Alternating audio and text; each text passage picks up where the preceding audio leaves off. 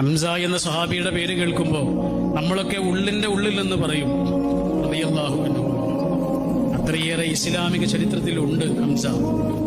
റസൂലിന് അത്ര പ്രിയപ്പെട്ടവനായിരുന്നേ. റസൂലിന്റെ വലങ്കയ്യായിരുന്നു.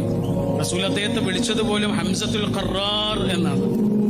ഹംസ റളിയല്ലാഹു അൻഹുവിനെ ഉഹദ് യുദ്ധത്തിൽ വെച്ചിട്ട് വിഷന്നറച്ച അമ്പ് കൊണ്ട് വധിച്ച വഹിഷിയുടെ പേര് കേൾക്കുമ്പോ നമ്മൾ പറയുന്ന വാക്കെന്താണ്?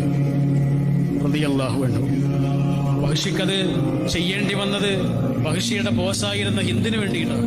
പിന്നെ സംഭവിച്ചതൊക്കെ നമുക്കറിയാം. ഹിന്ദെങ്ങനെയാണ് ആ പ്രതികാരം തീർത്തത് എന്ന്. എത്രമേൽ വലിയ പകയുടെ മിനാരമായിരുന്നു ഹിന്ദ് എന്ന് നമുക്കറിയാം.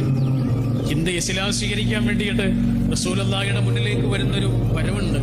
അപ്പോഴാണ് റസൂലുള്ളാഹി അവരോട് പറയണത്, ഹിന്ദേ, ഞാൻ നിങ്ങൾക്ക് ഷഹാദത്ത് ചൊല്ലിത്തരാം, ഞാൻ തന്നെ ചൊല്ലിത്തരാം. കാരണം ഇത് നമ്മുടെ എല്ലാവരുടെയും രക്ഷിതാവിന്റെ ദീനാണ്, നിങ്ങളുടെ മുന്നിൽ തുറക്കപ്പെടുന്ന വാതിലാണ്. പക്ഷേ എനിക്ക് ഹിന്ദിനോട് മാത്രമായി ഒരു അഭ്യർത്ഥനയുണ്ട്.